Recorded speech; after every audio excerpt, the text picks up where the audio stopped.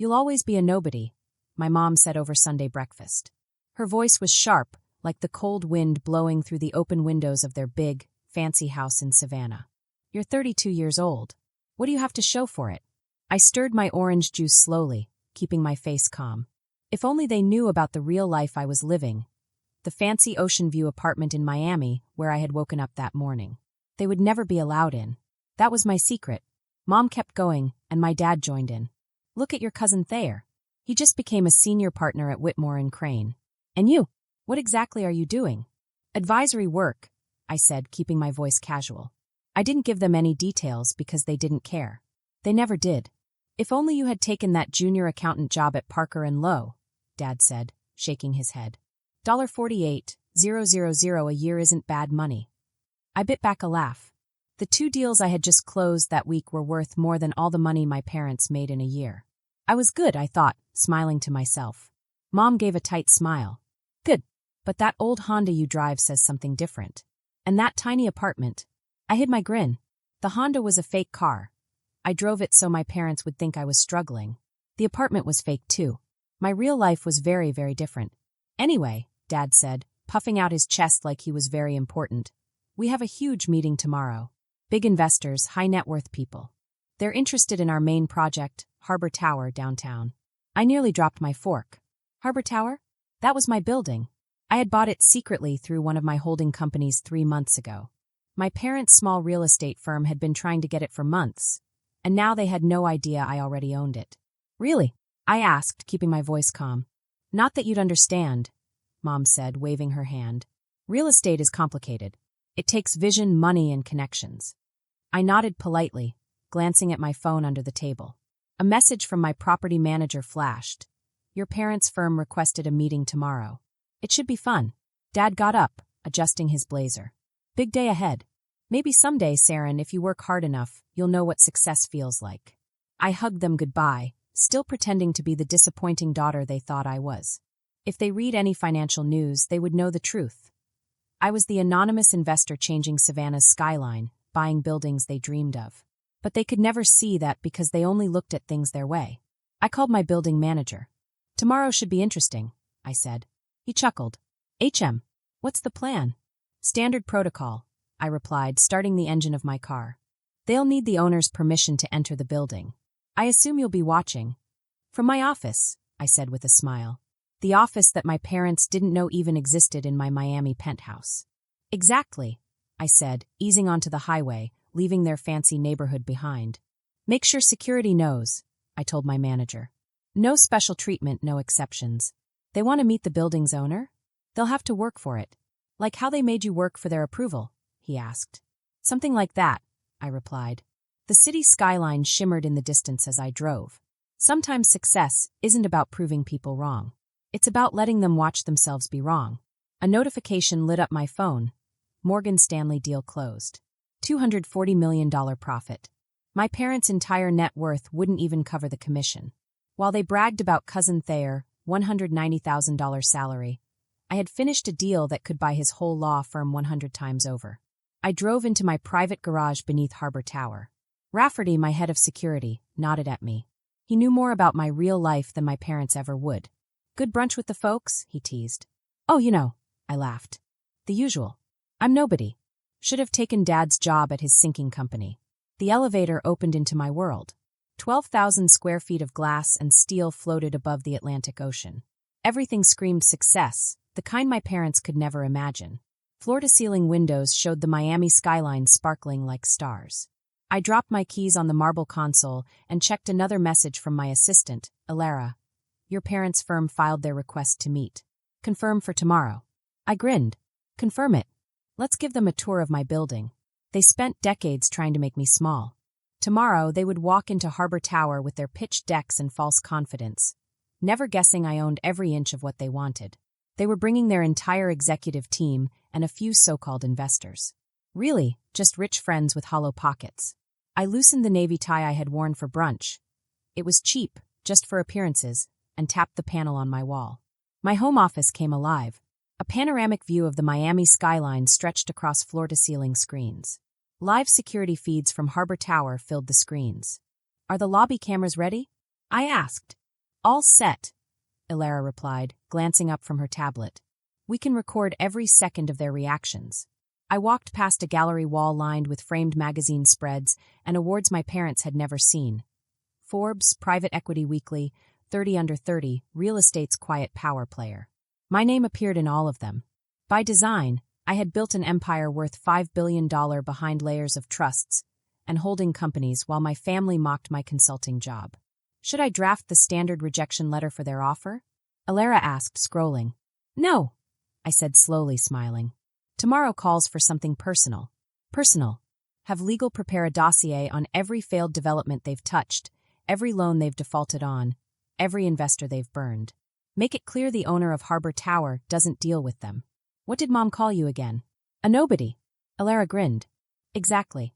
Send it during their meeting. Perfect timing. I dropped into my chair, its leather hugging me like a throne.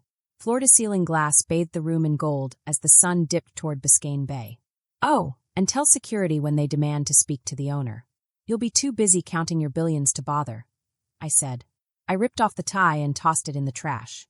Tomorrow they would learn what success really looked like, even if they never realized it came from their disappointing daughter, Seren Vera. The next morning, I settled in with coffee as Harbor Tower's lobby feed filled my central screen. There they were, Mom in a dated Chanel suit, Dad in his faded power tie, flanked by their investor entourage. Their combined net worth couldn't cover my property taxes.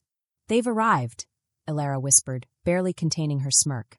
Not yet, I murmured, leaning back in the chair that cost more than Dad's sedan. Let's enjoy the show. Thayer, my head of security, stepped into the frame. Good morning, he greeted warmly. Dad puffed up, his voice rising. We have a meeting, Vera Development Group. We want to see. Yes, Thayer said, glancing at his tablet. I'm afraid there's been a change in protocol. All potential buyers now require explicit authorization from the owner to access the executive floors. Mom's carefully maintained smile faltered for the first time. But we have a scheduled appointment, Dad said. Thayer's poker face never wavered. Very private individual. Very selective about who gets access. Do you know who we are? Dad's voice rose slightly. Vera Development is one of the most respected firms in this city. I sipped my coffee and pulled up their financials on my main screen. 3 failed projects in 12 months, 2 defaulted loans, and credit ratings barely better than payday lenders. Of course, sir, Thayer said evenly. However, the owner's protocol is strict. Perhaps you'd like to submit a formal request for a meeting first. Mom's tone hit that sharp register I remembered from childhood, reserved for moments when the world didn't bend to her will. We are serious buyers. Who does this owner think they are? Through another feed, I watched their investors shift nervously. They had been promised an easy acquisition, a quick flip. Instead, they were getting a real lesson in how power works. Ilara appeared with my morning espresso. The rejection letters are ready, she said. Not yet, I murmured, eyes fixed on the screen. Let them simmer. I watched as they fumbled with their pitch papers and murmured among themselves. They had expected to walk into a building and be handed the keys, but instead, they were blocked. They couldn't understand that the rules were mine, the owner's. Where is the owner? Mom finally demanded. We want to meet the owner right now. Thayer smiled politely. The owner is busy, but the building is secure and the rules are very clear. No one enters without permission. Dad's face turned red. This is outrageous. We are Vera Development. This is one of the largest firms in Savannah. I leaned back in my chair, taking another sip of coffee. They were flailing, trying to act important, but the truth was clear on my screen. They had failed. Every failed project, every loan they couldn't pay, every deal they messed up, it was all visible. And they couldn't touch me. My phone buzzed. Another deal closed, another huge success.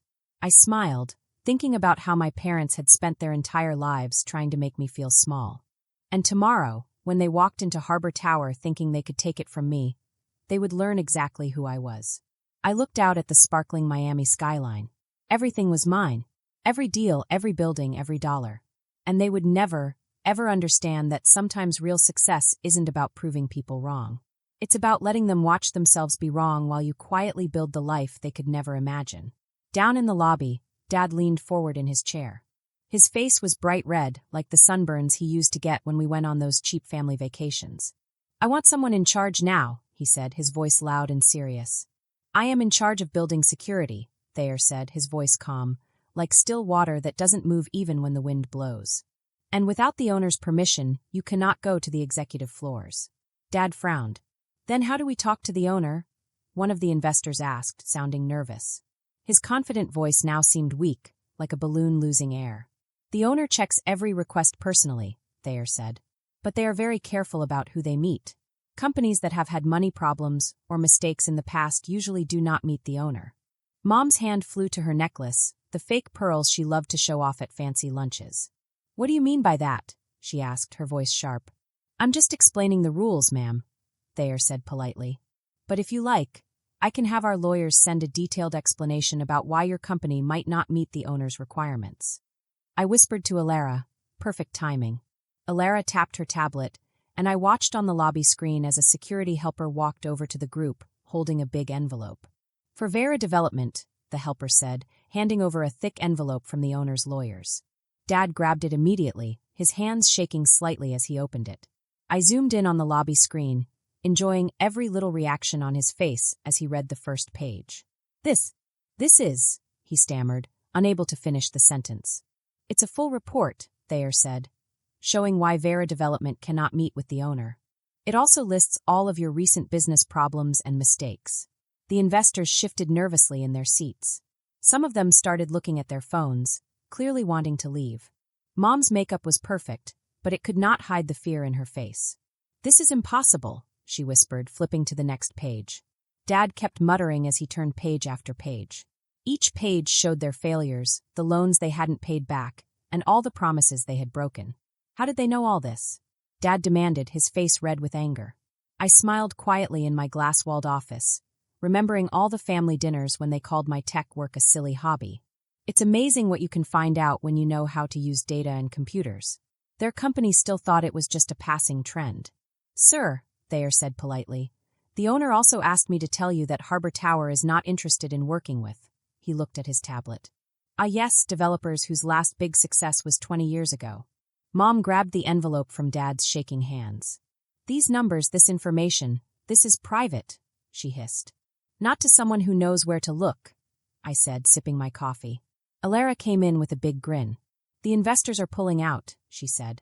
Also, Harrison Development stock is already going down. Want me to show it on the big screen? Yes, I said, leaning back in my chair as the graph appeared. A big red line was falling quickly, dropping lower and lower. My parents had always said that reputation was everything in business. Today, they were learning just how true that was. In the lobby, Thayer stayed calm. If you like, he said, we can take a formal request for a meeting. Though the owner is very busy right now in their penthouse office, working on more important projects. My phone buzzed. A new message from Mom. Callum, honey, are you free for lunch? We need to talk about family opportunities. Ah, the last move. When all else fails, call the child who everyone said was a failure. The one whose consulting job they now hoped could help them reach Harbor Tower's secret owner. If only they knew who I had become. We demand to speak to whoever is up there. Dad shouted, his voice trying to be commanding, the kind of voice that made me feel small when I was a kid. Now it only made me smile. Thayer, still professional and calm, looked at one of my cameras and gave a tiny, quiet smile. I'm afraid the owner is very busy, he said. They are currently watching some very interesting security footage. I pressed the intercom button and lowered my voice slightly, trying to sound casual. Everything is okay in the lobby, Thayer? The effect was immediate. My parents froze, their mouths half open. The investors stiffened, and their eyes darted to the marble ceiling as if the voice of God had spoken. Even the janitor stopped wiping the glass doors. Just checking on our rules for some unsuccessful developers, Thayer said smoothly. Ah, Vera Development, I said, my voice echoing through the lobby speakers. Please remind them that business success is more than just showing up and asking for respect. Mom's flawless face turned ghost white. Dad's fancy tie suddenly looked like a trap tightening around his neck. You see us? Mom whispered, looking at all the cameras like a scared animal. I see everything in my building, I said, my voice calm, savoring every word. Even desperate companies trying to save themselves with other people's money. Tell me, do you treat all your partners the way you treat your children? Ignoring them until you need something. The lobby was silent. I could see it all on my screens. The flicker of fear, recognition, and the cracks in their confidence. Who are you? Dad barked, trying to sound strong. But the power in his voice was gone, replaced by panic. I tapped another command. Instantly, every digital screen in the lobby lit up with all of their mistakes. Failed projects, loans they didn't pay, investors lost, broken promises. "Someone you taught a lesson," I said calmly. "That success doesn't always look like what you expect. Sometimes the person you ignore becomes the person you cannot ignore." I paused, letting my words sink in. Then I added, "Now, if you'll excuse me, I have lunch with developers who actually get results. I hear your country club is hiring staff. Perhaps that is more your speed." Their faces collapsed. I watched their helpers scatter like startled birds. Investors were already calling brokers to sell Vera Development stock. Later, my phone buzzed again. Mom's message. "Seren, sweetheart, please, can we meet for lunch? We need to talk." I smiled, closing my laptop. Revenge was not about telling them who I had become. It was watching them realize too late that the child they called a failure had grown into someone they could not ignore. And sometimes real power is being quiet and letting everyone else discover it themselves. Watching silently as the people who underestimated you scramble, panic, and realize that the world has changed, that is the sweetest kind of power. Even in the quiet, I felt strong. I had turned what they thought was my weakness into my greatest strength. Their mistakes, their failures, their arrogance, all of it was laid out for them to see. And I watched. I watched as the lessons I had learned, the knowledge I had gained, and the careful work I had done for years came together into one perfect moment of truth. Sometimes you don't need to shout. You don't need to prove anything with words. Sometimes silence and observation are enough. And today it was enough. The child they thought could never succeed had become someone they could never stop noticing. Someone who could change everything. And as I sipped my coffee watching the chaos unfold, I knew they would never underestimate me again. The lobby, once filled with confidence and pride, was now filled with fear, panic, and the realization that they had been outsmarted by someone they never took seriously. And at that moment I smiled.